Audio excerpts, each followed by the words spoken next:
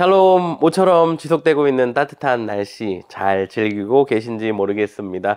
우리의 영혼도 하나님의 말씀 안에서 계속해서 따뜻해지기를 간절히 소원합니다. 오늘 함께 읽고 묵상할 레위기 14장에 보면요.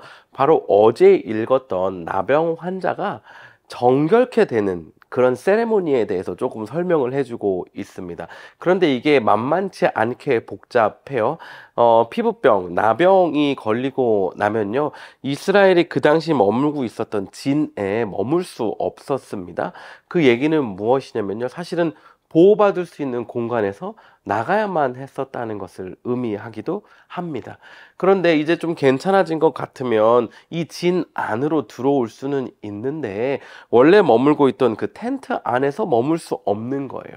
7일 동안이나 밖에서 머물러야 하고요. 그렇게 7일이 되었을 때는 머리털을 밀고요. 눈썹, 수염을 다 밀어야 했고요. 여덟째 날에는 또 제물을 드려 제사를 드려야만 했습니다. 이것이 사실 굉장히 만만한 작업은 아니었을 거란 말이에요. 왜냐면 루이지빌에 사시는 분들은 알겠지만 보일드 워럴 노티스가 주일부터 오늘 월요일까지 계속 지속되었거든요. 아마 파이프 중에 어디가 터졌던 것 같아요. 그러니까 그냥 수돗물을 못 쓰고 끓여서 사용해야만 했습니다. 왜냐면 박테리아나 이런저런 이슈 때문에요.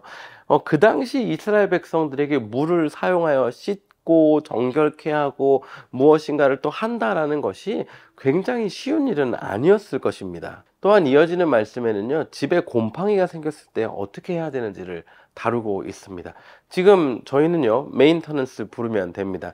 날이 따뜻해져서 그런지 저희 집에 요즘 개미가 나오고 있는데요, 메인터넌스를 부르려고 합니다. 아마 개인 집에 사시는 분들은 패스트 컨트롤을 부르거나 아니면 본인이 약을 사서 뿌릴 것을 뿌리거나 해결할 수 있겠죠. 그런데 이때는 역시나 제사장에게 보여야 했습니다. 그리고 결국에 그 곰팡이가 없어지지 않으면요, 집을 허물어야 했어요. 그리고 거기 있는 모든 자재들을 진 밖에 버려야만 했습니다. 그러니까 내 재산을 잃을 수도 있는, 내가 사는 보금자리를 또 불편함을 느껴가며 다시금 준비하고 마련해야 하는 그런 상황이 다가올 수 있었다라는 거죠. 오늘 말씀 역시 이게 어떤 의미를 갖는지 단어적으로 문자적으로 하나씩 우리 삶에 매칭시켜 적용해 보려는 시도보다는요, 우리 안에 끊어내야 하는 것들에 대해서 어떻게 해야 되는지를 좀 적용해 보면 좋겠습니다. 나의 삶 가운데 멈추어야 하고 그만해야 하고 또 죄된 영역들이 있을 때 우리 이것을 어떻게 끊어내는지, 대충 이 정도면 되겠지, 한 요쯤 몰아놓으면 되겠지 하고 멈추지는 않습니까?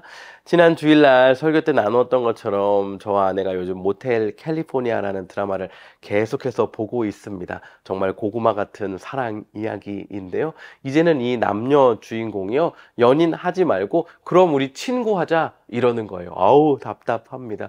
그런데 친구하고 나서요, 이 둘이요 뭐 하냐면요, 친구끼리 아이스크림은 먹으러 갈 수 있잖아, 아이스크림 먹으러 갈래? 이러는 거예요. 친구끼리 단둘이 밥 먹으면 안 되나? 이러는 거예요. 그리고 둘이 가서 밥 먹어요. 그리고 둘이 가서 아이스크림 먹는 거예요. 여러분, 이것이 무엇을 의미합니까? 네, 맞습니다. 결국 둘이 잘 될 거라는 드라마의 내용을 보여주는 거기도 하죠. 그런데 죄에 대해서 우리의 모습이 그렇지는 않습니까? 하나님께서 분명히 보여주셨는데 확실히 끊어내지 않고 이 정도면 친구니까 여기까지는 괜찮겠지 하며 여전히 여지를 남기고 가지고 있는, 우리 마음 한켠을 내어놓고 있는 그 삶의 모습이 저와 여러분의 모습인지는 아는지 한번 좀 돌아보는 오늘 되면 좋겠습니다.